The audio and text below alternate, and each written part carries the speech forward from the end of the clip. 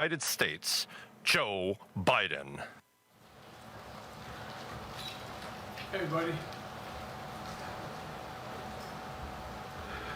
Thank you. Please be seated. Well, good evening. We just concluded this year's NATO Summit, and the consensus among the members was it was a great success. It was especially momentous because it represented the 75th year of the most important military defense alliance in the world's history of the world. We should never forget that NATO grew out of the wreckage of World War II, the most destructive war in history. The idea was to create an alliance of free and democratic nations that would commit themselves to a compact of collective defense. Standing together, they knew we'd all be safer. An attack on one would be treated as an attack on all.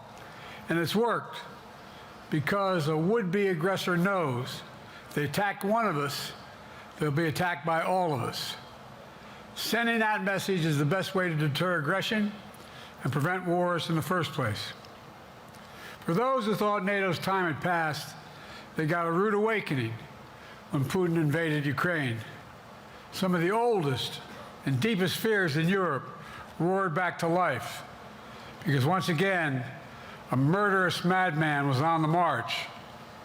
But this time, no one cowered in appeasement, especially the United States. We collected intelligence that Russia was planning to invade Ukraine months before the invasion.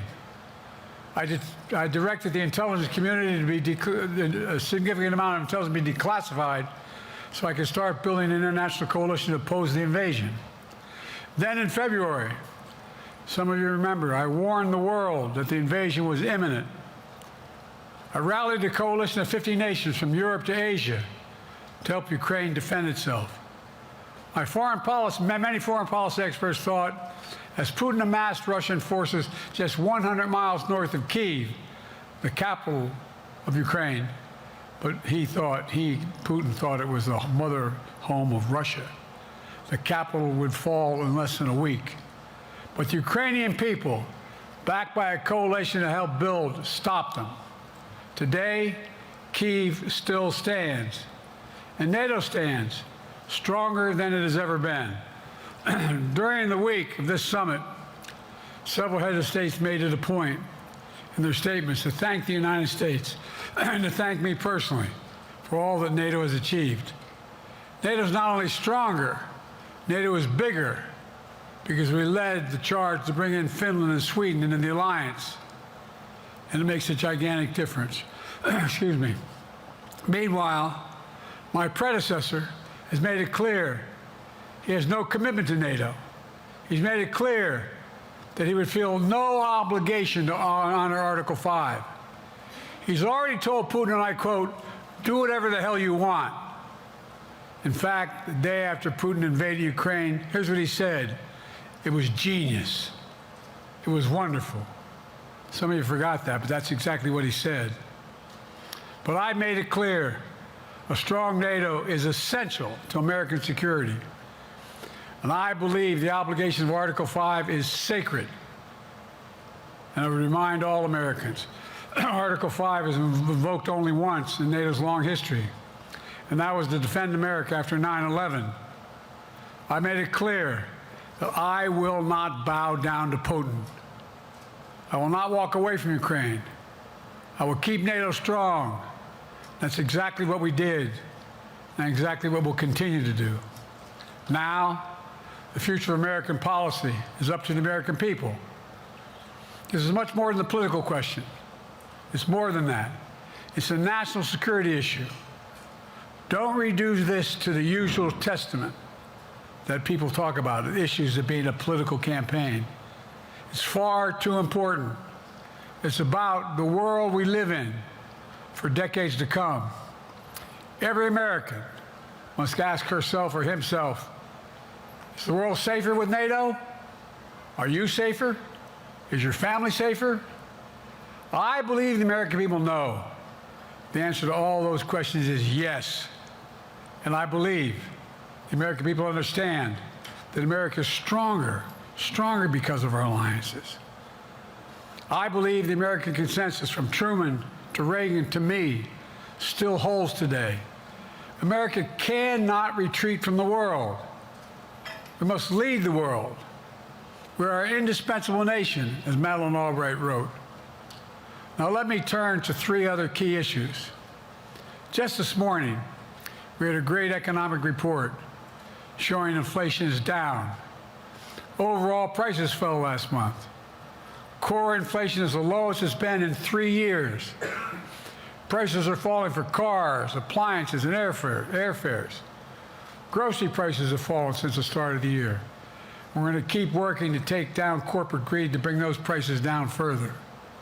Meanwhile, Trump's calling for a 10% tariff on everything Americans buy, including food from overseas, vegetables, and other necessities.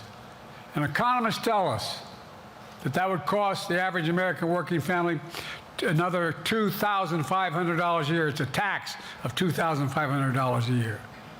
Second, our efforts to secure the border, southern border, is working.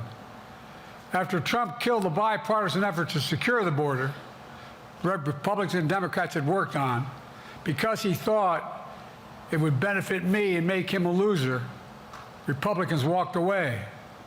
So I took executive action last month. As a consequence, working with Mexico, border encounters have gone down over 50%. The current level is lower today than when Trump left office. Third, for months, the United States has been working to secure a ceasefire in Gaza, to bring the hostages home, to create a path for peace and stability in the Middle East. 6 weeks ago, I laid out a detailed plan in writing. It was endorsed by the UN Security Council, the G7. That framework is now agreed on by both Israel and Hamas. So I sent my team to the region to hammer out the details. These are difficult, complex issues. There's still gaps to close, but we're making progress. The trend is positive, and I'm determined to get this deal done and bring an end to this war, which should end now. Let me conclude where I began. We're the United States of America. We are the indispensable nation. Our leadership matters. Our partnerships matter. This moment matters. We must rise to meet it. With that, I'll take your questions. I've been given a list of people to call on here. Reuters, Jeff Mason.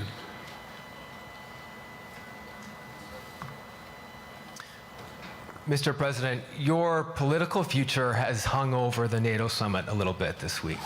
Speaker Pelosi made a point of suggesting that your decision on whether to stay in the race was still open. George Clooney and a handful of lawmakers have called on you to step aside.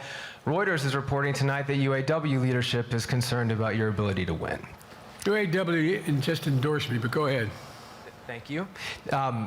My question for you is, how are you incorporating these developments into your decision to stay?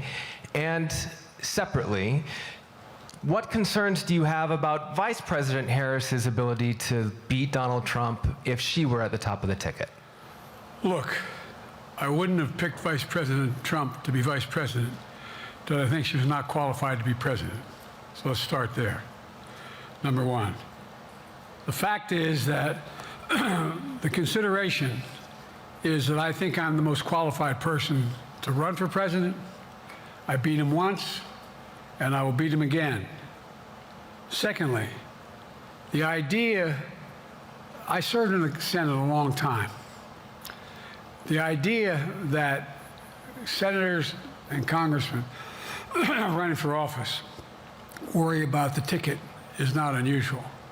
And I might add, there are at least 5 presidents running or incumbent presidents who had lower numbers than I have now, later in the campaign. So there's a long way to go in this campaign.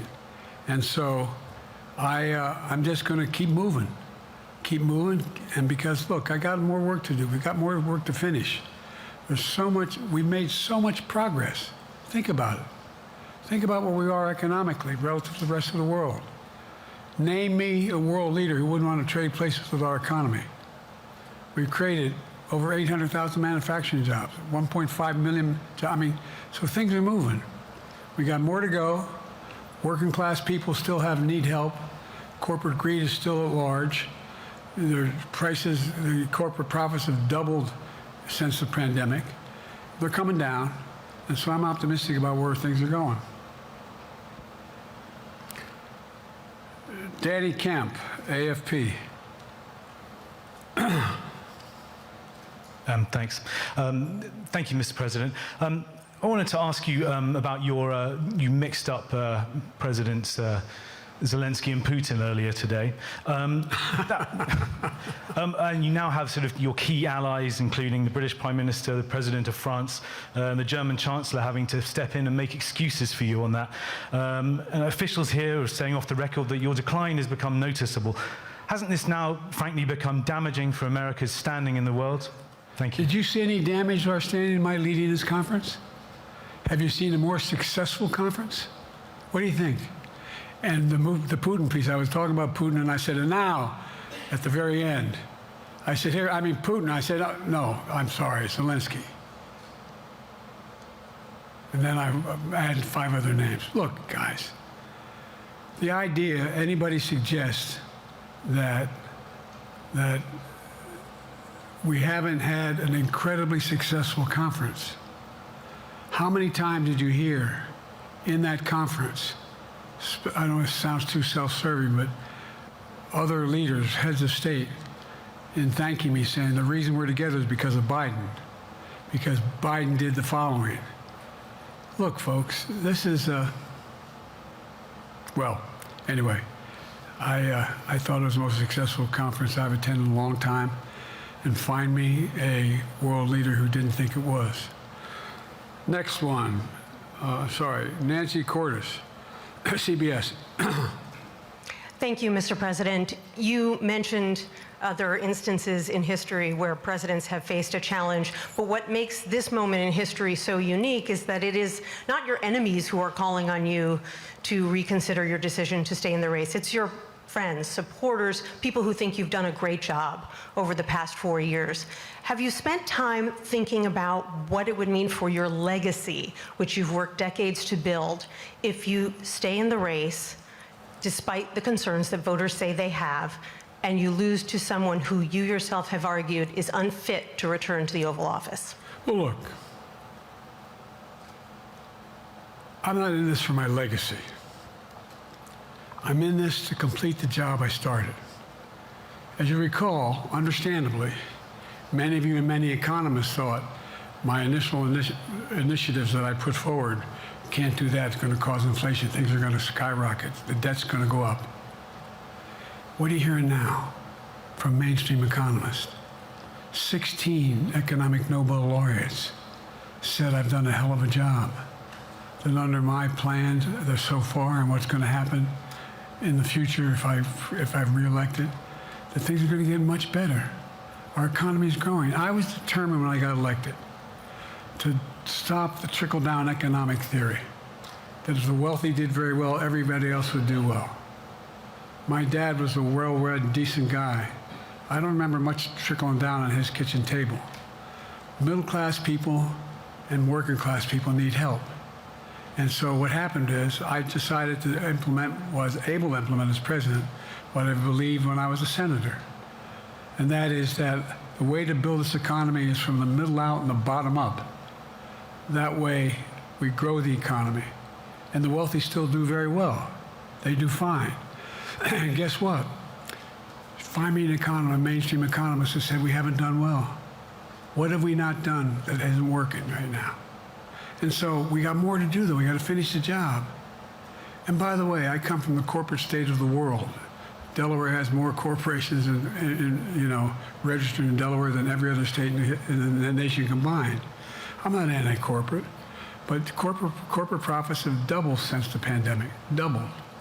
It's time things get back in order a little bit. It's time, for example, if I'm reelected, we're going to make sure that rents are kept at 5% increase in corporate rents for apartments and the like and homes are limited to 5%. We're going to make a lot of changes that I've been talking about. because we're going to continue to grow this economy. And by the way, remember how I got so roundly criticized for being so pro-union, not labor, union. Well, guess what? I've been the most pro-union labor president in history. Not a joke. And guess what? We had the Treasury Department do a study. When unions do better, everybody does better. Everybody does better. And we talk about how, for example, remember when we talked about getting the computer chip industry back in the United States? Used to be 40% of the industry. We invented the chip. 40% of the industry was in the United States. And former presidents decided that the best way to do it is find the cheapest labor in the world, send the product over there, and import what the product was. And so what did I do? I was told not to go over to Europe, to Asia, including Europe, but Asia. And I remember going to South Korea, convincing them to invest $20 billion in the United States to build computer chip factories. And I asked why when they finally decided to do it. And the answer was because you have the safest economy in the world and you have the best workers in the world. So the whole idea here is we've invested, there's over $50 billion in investment in computer chip manufacturing just coming in the bean. None of you thought that would happen. None of you thought that would happen. But it's happening. It's happening. And it's going to grow economies. All through, and by the way, red states and blue states. Matter of fact, there's as much in red states as blue states. I've made no distinction. So my generic point is that the idea that we can't continue to build and grow the economy, make it fairer. And like I said, from my standpoint, when the middle class does well, that's when the whole economy grows. The poor have a shot, the wealthy do well, but the wealthy got to start paying their taxes. As a follow-up, sir, you mentioned that your Vice President Kamala Harris would be ready to serve on day one. Can you elaborate on that? What is it about her attributes and her accomplishments over the last 4 years that make her ready to serve on day one if necessary? First of all, the way she's handled the issue of freedom of women's bodies to have control over their bodies. Secondly, her ability to handle almost any issue on the board. This was a hell of a prosecutor. She was a first-rate person, and in the Senate, she was really good. I wouldn't have picked her unless I thought she was qualified to be president. From the very beginning, I made no bones about that. She is qualified to be president. That's why I picked her. Felicia Schwartz, Financial Times. Thank you, Mr. President. Presidency is the most straining job in the world, and it's 24/7. How can you say you'll be up for that next year, in 2 years, in 4 years, given the limits you've acknowledged that you have today? The limits I've acknowledged I have? There's been reporting that you've acknowledged that you need to go to bed earlier and your evening around 8. That's not true. Look, what I said was, instead of my every day starting at 7 and going to bed at midnight, it'd be smarter for me to pace myself a little more. And I said, for example, the 8, 7, 6 stuff, instead of starting a fundraiser at 9 o'clock, start at 8 o'clock. People get to go home by 10 o'clock. That's what I'm talking about. I'm not talking about, and if you looked at my schedule since I made that stupid mistake in the campaign, in the debate, I mean, my schedule has been full bore. I've done, where's Trump been? Riding around in his golf cart, filling out his scorecard before he hits the ball? I mean, look, he's done virtually nothing. And I have, I don't know how many, don't hold me to it, roughly 20 major events. Some with thousands of people showing up. And so I just think it's better. I always have an inclination, whether I was playing sports or doing politics, just to keep going, not stop. I just got to pace myself a little more. Pace myself. And the next debate, I'm not going to be traveling into 15 time zones a week before. Anyway, that's what it was about. That's what it was about. And by the way, even with that, I love my staff, but they add things all the time at the very end. I'm catching hell from my wife for that. Anyway.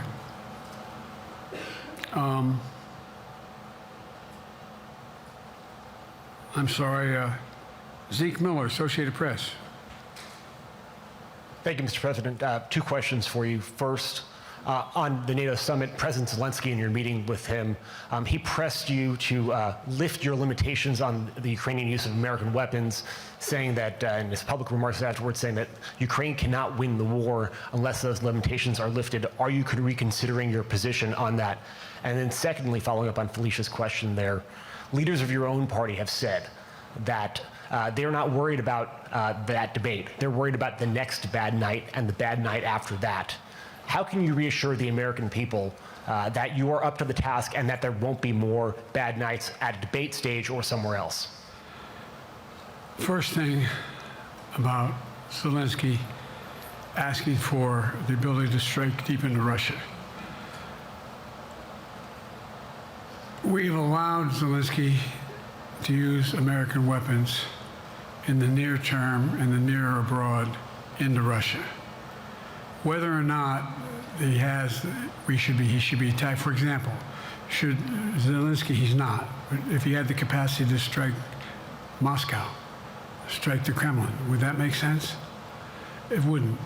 The question is, what's the best use of the weaponry he has, and the weaponry we're getting to him? I've gotten a more long-range capacity, as well as defensive capacity. And so our military is where I'm following the advice of my commander-in-chief, the chief of staff of the military, as well as the Secretary of Defense and our intelligence people. And we're making a day-to-day basis on what they should and shouldn't go, how far they should go in. That's a logical thing to do. Second question related to Bad nights, sir. How can you reassure the American people that you won't have more bad nights, whether they be on a debate stage or it's a matter of foreign policy? Well, I tell you what, the best way to assure them is the way I assure myself. And that is, am I getting the job done? Am I getting the job done? Can you name me somebody who's gotten more major piece of legislation passed in 3.5 years? I created 2,000 jobs just last week. So if I slow down, I can't get the job done. That's a sign that I shouldn't be doing it. But there's no indication of that yet. None. What do we got here?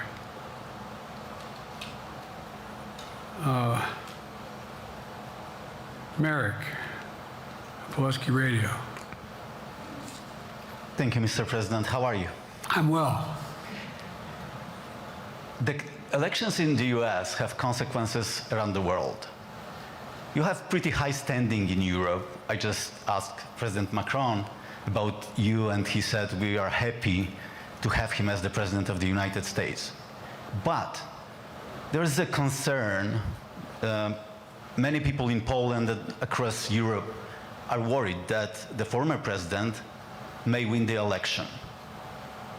And there's a lot of concern that Donald Trump may weaken NATO, stop supporting Ukraine, or push Ukraine to give up territories to Russia. They're correct. And you yourself was warning just a few minutes ago about it. So my question is, do you think that Europe will be left on its own if Donald Trump wins the election? And what's your advice to European leaders to prepare for possible US disengagement? Well, look, I think, how can I say this without sounding too self-serving? I'm not having any of my European allies come up to me and say, Joe, don't run. What I hear them say is, you've got to win. You can't let this guy come forward. It'd be a disaster. It'd be a disaster. I mean, I think he said in one of his rallies, don't hold me to this, recently, where NATO, I just learned about NATO or something to that effect. Foreign policy has never been his strong point. And he seems to have an affinity to people who are authoritarian. That worries, as I tell you from Poland, that worries Europe. That worries Poland.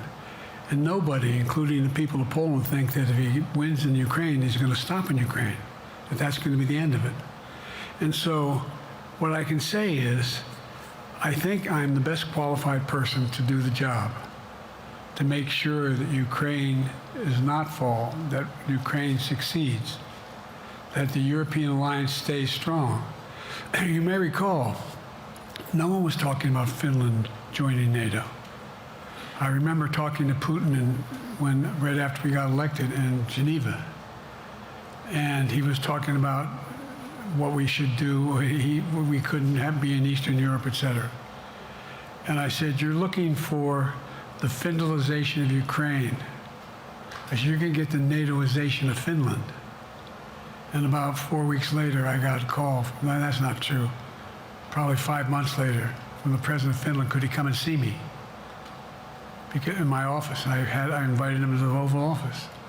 We sat down and talked. He said he wanted to join NATO. Could I help? And I did. It wasn't automatic. And then I got a call from the Swedes. I beg your pardon?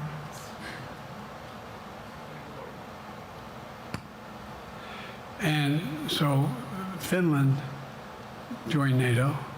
800-mile border is a significant, and they were already allies, but they weren't part of NATO.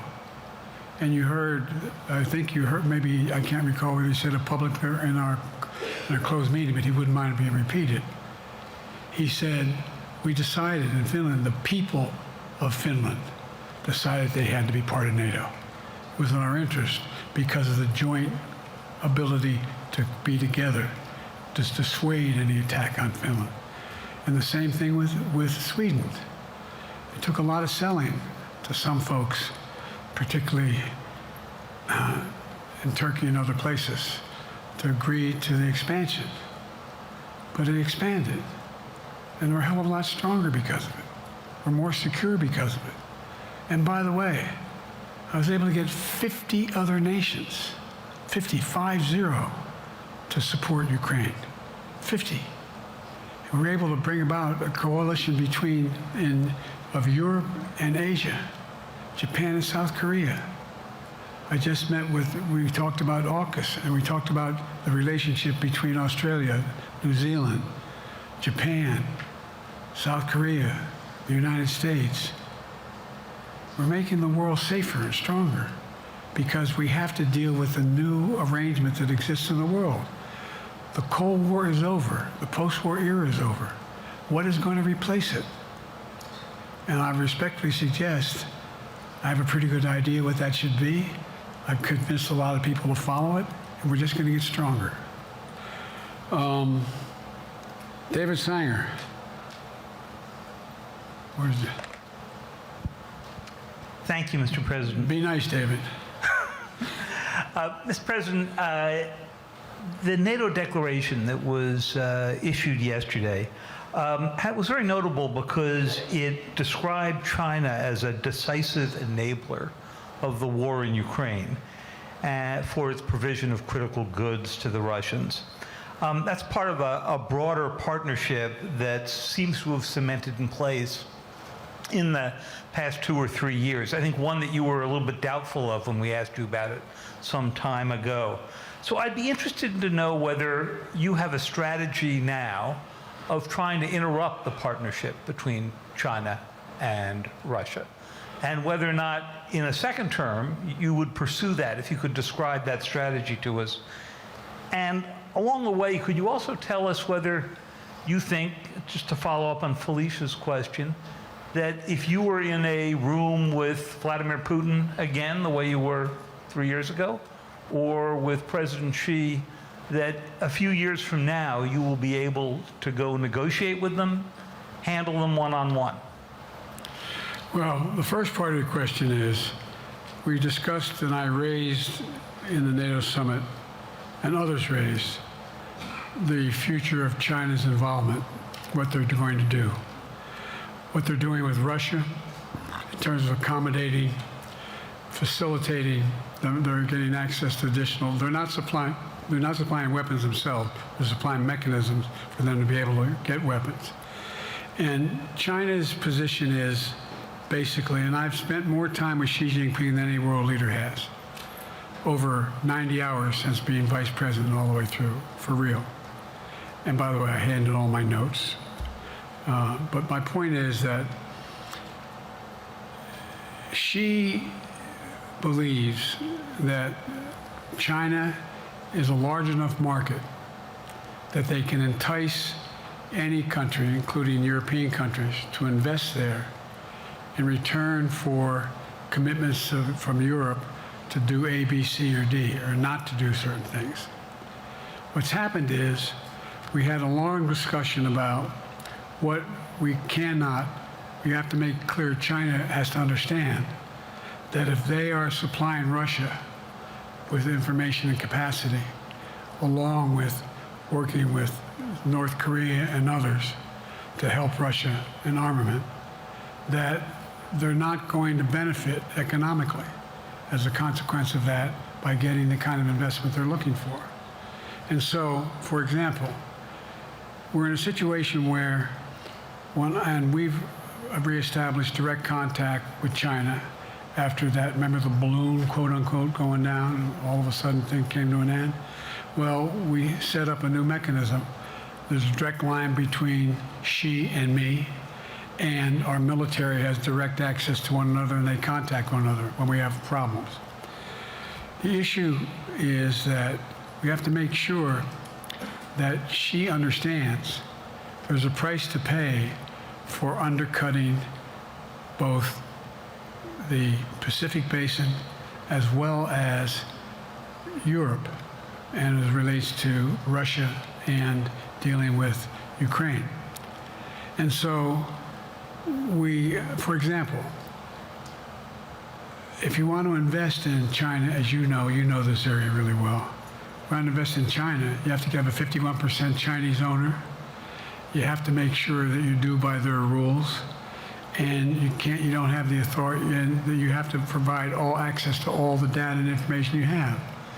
There was a while there, as you recall, the last administration and other administrations, where the access to that market was enticing enough to get companies to come in because they had access to over 1 billion people in a market, not 1 billion, but a lot of people in the market. And so they were doing it. But that got curtailed when we started saying we're going to play by the same rules.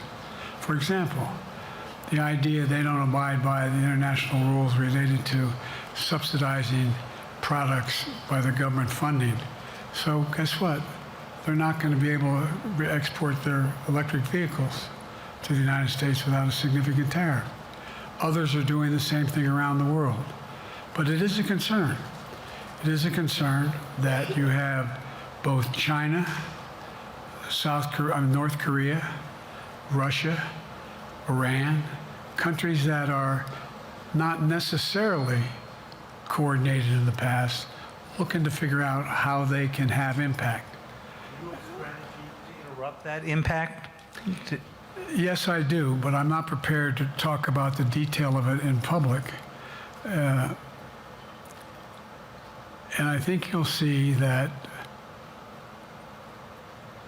some of our European friends are going to be curtailing their investment in Russia. In China, as long as China continues to have this indirect help to Russia in terms of being able to help their economy as well as help them in, as a consequence of that, their ability to fight in Ukraine. The other thing that we talked a lot about is that, and I raised it, and I didn't hear any, I can't swear that everyone agreed because not everyone got to talk about it, but we need a new industrial policy in the West. For example, we talked about how both the EU as well as NATO has to be able to begin to build their own munition capacity, has to be able to generate their own capacity to provide for weapons and the ability to, it came as a surprise to some of us how we had fallen behind in the West in terms of the ability to construct new material, new weaponry, new everything from vehicles to weapon systems. And so one of the things that came out of this was we're going to be meeting again with a number of my colleagues, my European colleagues, is what do we do to increase the capacity of the West, particularly in Europe and Japan, to be able to generate the kind of ability to produce their own weapon systems. Not just for themselves, but to be able to generate that. It's the same, it's what Russia's trying to figure out, that they went to China and they didn't get the weapons, but then they went to North Korea. But we're going to be in a position where the West is going to become the industrial base for it to be able to build the ability to have all the defensive weapons that we need. That was a discussion as well. Mr. President, I'm not sure you answered on whether you would be ready to go deal with Putin and Xi 2 or 3 years from now. I'm ready to deal with them now and 3 years from now. Look,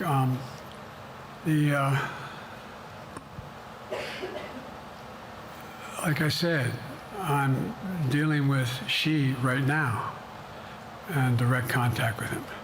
I have no good reason to talk to Putin right now. There's not much that he is prepared to do in terms of accommodating any change in his behavior. And, but there isn't any world leader I'm not prepared to deal with. But I understand the generic point is Putin ready to talk? I'm not ready to talk to Putin unless Putin's ready to change his behavior. And the idea, look, Putin's got a problem. First of all, in this war that he is supposedly have won, and by the way, I think, don't hold me to the exact number, but I think that Russia had 17.3% of Ukraine that they conquered. Now it's 17.4. I mean, in terms of percentage of territory.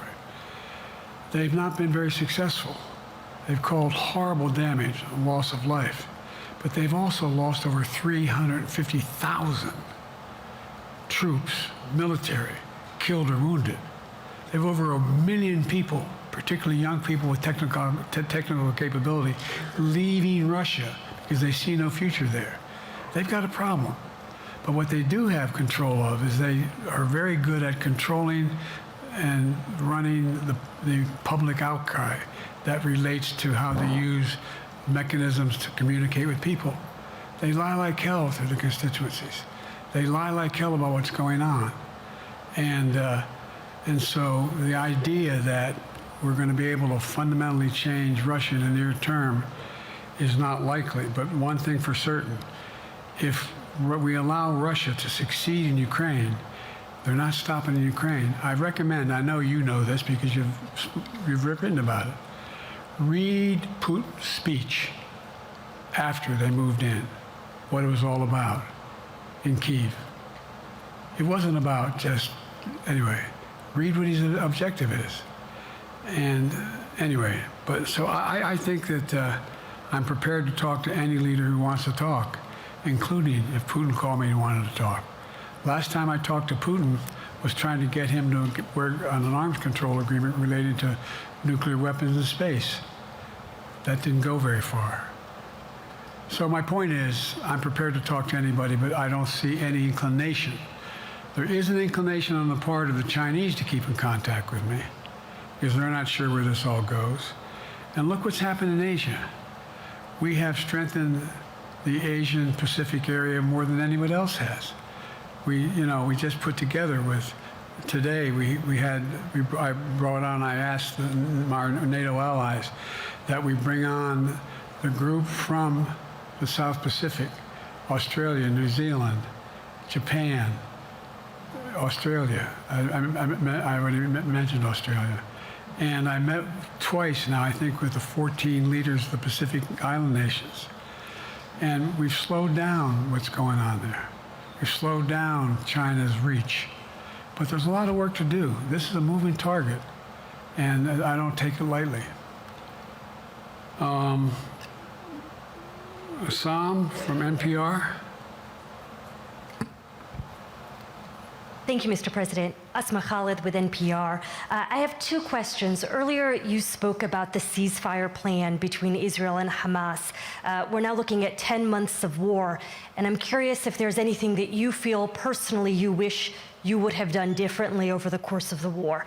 And then secondly, if I may, I wanted to ask you about your presidential campaign. I remember covering your campaign in 2020, and there was a moment where you referred to yourself as a, quote, bridge candidacy, a transition to a younger generation of leaders. I want to understand what changed. Two things. Let's go back to when you talked about would I have changed anything that's happening with Israel and the Palestinians and the Palestinian movement. The answer is, as you recall, from the very beginning, I went to Israel, but I also got immediate contact with al-Sisi in Egypt. I met with the King of Jordan. I met with most of the Arab leaders to try to get a consensus going as to what had to be done to deal with getting more aid and food and medicine into the Gaza Strip. And we pushed it really hard. And Israel occasionally was less than cooperative, number one. The Israeli War Cabinet, I've been dealing with Israel since Golda Meir. Some of the reporters around here come here all the time have heard me say this. The first time I met with Golda Meir, I sat across from her at her desk, and her assistant was Rabin sitting next to me. That's how far back I go. I know Israel well, and I support Israel. But this war cabinet is one of the most conservative war cabinets in the history of Israel. And there's no ultimate answer other than a two-state solution here. And so what was able to be done in terms of the plan I put together was it would be a process for a two-state solution.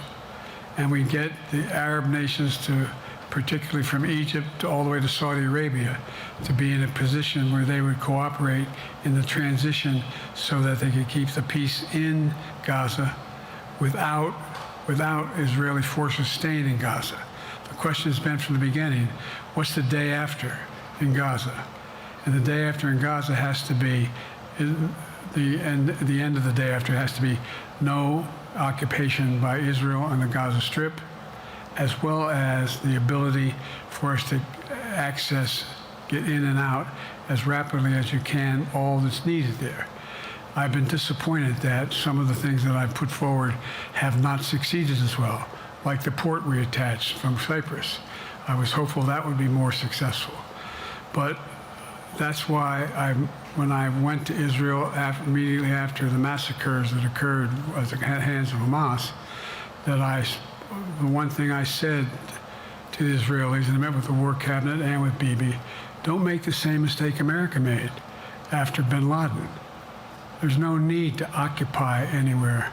Go after the people who did the job. You may recall, I still get criticized for it, but I was totally opposed to the occupation and trying to unite Afghanistan. Once we got bin Laden, we should have moved on, because it was not no one's ever going to unite that country. I've been over every inch of that, not every inch, the entirety from the poppy fields all the way to the north. I said, don't make the same mistake we made. Don't think that's what you should be doing, is doubling down. We'll help you find the bad guys, Sinwar and company. And all this criticism about I wouldn't provide when the weapons they needed. I'm not providing them 2,000-pound bombs. They cannot be used in Gaza or any populated area without causing great human tragedy and damage. But remember what happened when you had the attack on Israel with rockets and ballistic missiles. I was able to unite the Arab nations as well as Europe, and nothing happened. Nothing got hurt. It sent an incredible lesson to what was going on from the Middle East. So there's a lot of things, in retrospect, I wish I had been able to convince the Israelis to do. But the bottom line is we have a chance now. It's time to end this war. Doesn't mean walk away from going after Sinwar and Hamas. And if you notice, you know better than most, there is a growing dissatisfaction on the West Bank from the Palestinians about Hamas. Hamas is not popular now. And so there's a lot of moving parts. I just have to keep moving to make sure that we get as much done as we can toward a ceasefire, and get those. And by the way, look at the numbers in Israel. I mean, my numbers are better in Israel than they are here. But then again, they're better than a lot of other people here too. But anyway. If I may, Mr. President, on the question of your bridge candidacy in 2020, you referred to yourself as being a bridge candidate for a younger, fresher generation of Democratic leaders, and I wanted to know what changed. What changed was the gravity of the situation I inherited in terms of the economy, our foreign policy, and domestic division. And I think, I won't put words in anybody's mouth. Most presidential historians give me credit for having accomplished more than most any president since Johnson and maybe before that to get major pieces of legislation passed. And what I realized was my long time in the Senate had equipped me to have the wisdom to know how to deal with the Congress to get things done. We got more major legislation passed that no one thought would happen. And I want to finish it, to get that finished. If tomorrow, if we had a circumstance where there was a lineup and I hadn't inherited what I did and we just moved things along, anyway, it's going to change. Last question. Haley Bull, Scripps. Or no, Josh Weingrove, I'm sorry, was the next one. I'll do 2 more questions. Thank you, Mr. President. Many of your colleagues, Democrats in the Hill, are watching tonight as they assess what they want to say about your candidacy. I'm wondering how you're thinking of this right now. It seems like your answer is clear, but they're watching how things go tonight, tomorrow in Michigan, next week in Texas and Nevada. Are you thinking that way about how the next week or 2 goes would inform your... Am I using that way, you said? Are you thinking that way about how the next 2 weeks go? Will that affect your decision, or are you fully determined on running in November as the party's nominee? I'm determined on running, but I think it's important that I allay fears by let them see me out there. Let me see them out, for the longest time it was, Biden's not prepared to sit with us unscripted. Biden's not prepared to, anyway. And so what I'm doing is, and I've been doing, I think we've done over 20 major events, from Wisconsin to North Carolina to demonstrate that I'm going out in the areas where we think we can win, where we can persuade people to move our way, or people are already there. And here, look, the other thing is, we have the most extensive campaign organization of anybody's had in a long, long time. We have well over 1,000 volunteers knocking on doors, making phone calls, making tens of thousands of phone calls. We have headquarters, I forget exactly how many, I want to cite a number and then find out I'm off, but we have scores of headquarters in all the toss-up states. We're organized, we're moving, and that's awful hard to replace in the near term. And here's the other thing. I was in the Senate a long time. Very proud of what I've done in the Senate. I was chairman of the Foreign Relations Committee for a long time, and I was chairman or ranking member and chairman of the Judiciary Committee. I'm going to be going down to the Johnson Library. Anyway, I'm going to be going around making the case of the things that I think we have to finish and how we can't afford to lose what we've done or backslide on civil rights, civil liberties, women's rights. There's that little button we have. Control guns, not girls. I mean, the idea we're sitting around. This is where Kamala's so good as well. We're sitting around. More children are killed by a bullet than any other cause of death. The United States of America. What the hell are we doing? What are we doing? We got a candidate saying, promise the NRA, don't worry, I'm not going to do anything. I'm not going to do anything. You got a Supreme Court that is what you might call the most conservative court in American history. This is ridiculous. There's so much we can do still, and I'm determined to get it done. It's about freedom. And by the way, I'll end this. Well, I'm not going to do that. Haley has to come up too. But I remember I made a speech on democracy in Philadelphia at Independence Hall. And I'm not being critical, just observing. The bulk of the press said, what the hell is he talking about that for? Democracy. You did. Democracy is not an issue. Democracy is not an issue. Except the polling data showed 60% of the people knew I was right, thought I was right. I'm not asking you a question. You don't have to answer, obviously.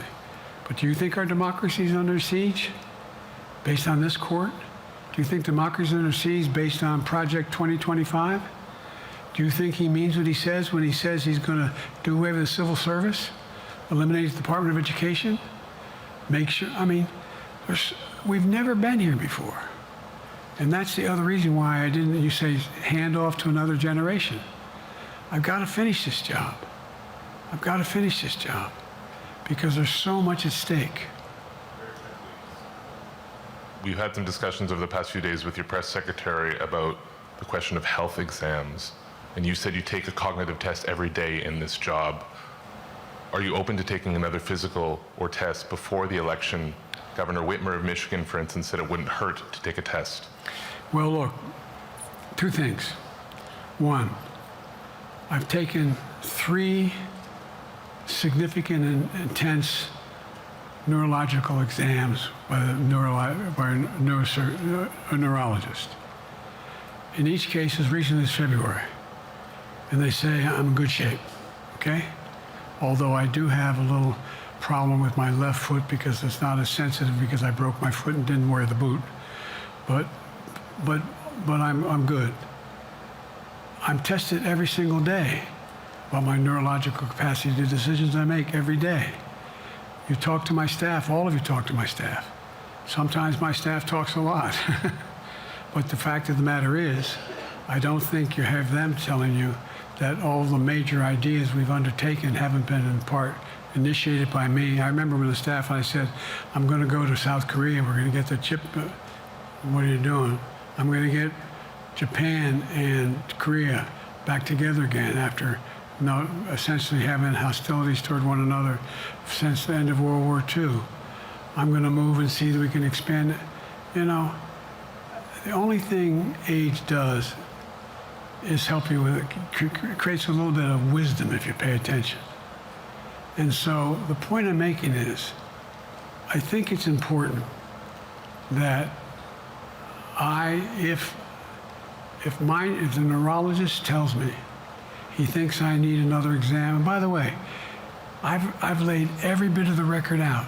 Hadn't hidden a thing. You ought to ask Trump for his, okay? I laid it all out. And every single day I'm surrounded by good docs. If they think there's a problem, I promise you, or even if they don't think it's a problem, they think I should have a neurological exam again, I'll do it. But no one's suggesting that to me now. And I'll ask you another question.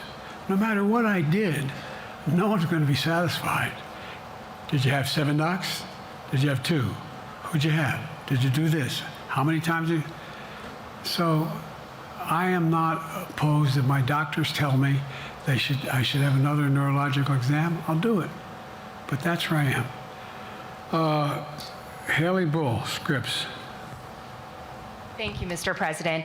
You said you're making decisions on a day-to-day basis when it comes to support for Ukraine. Does that mean you have not closed the door on further considering lifting restrictions for U.S.-made weapons inside Russia? And if I may, your convention is coming up where your delegates are pledged to make you the official nominee If they have second thoughts, are they free to vote their conscience? Obviously, they're free to do whatever they want, but I get overwhelming support. Overwhelming support.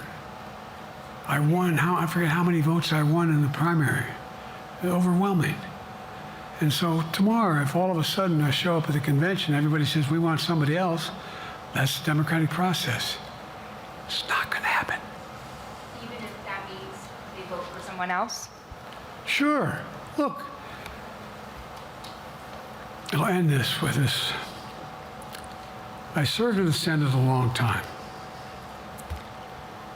I understand the impetus of candidates running for local office and whether they think the topic can help them or not. In my state of Delaware, which was a very, at least a purple, it was a red state when I started, in terms of we now talk red and blue. I don't recall most of the Democratic presidents winning my state when I was a candidate.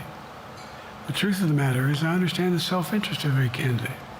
If they think that, running with Biden at the top is going to hurt them, then they're going to run away. I get it. But so far, go and look at the polling data in their states. Look at the in-depth, and by the way, I think you'd all acknowledge, and you're all experts, I'm not being solicitous about the president, you're experts on this stuff. How accurate does anybody think the polls are these days? I can give you a series of polls where you have likely voters, me versus Trump, where I win all the time. When the unlikely voters vote, he wins sometimes. The bottom line is all the polling data right now, which I think is premature because the campaign really hasn't even started. I mean, it hadn't started in earnest yet. Most of the time, it doesn't start till after September, after Labor Day. So a lot can happen. But I think I'm the best I believe I'm the best qualified to govern. And I think I'm the best qualified to win. But there are other people who could beat Trump too. But it's awful start from scratch. And, we talk about, money raised. We're not doing bad. We got about $220 million in the bank. We're doing well. So with that, you have want to follow up on any of that you just asked me? Yes. You earlier explained confidence in your vice president. Yes. If your team came back and showed you data that she would fare better against former President Donald Trump, would you reconsider your decision to stay in the race? No, unless they came back and said, there's no way you can win. Me. No one's saying that. No poll says that. Mr. President, Okay. Thanks. This ends tonight's press conference. Thanks, everybody.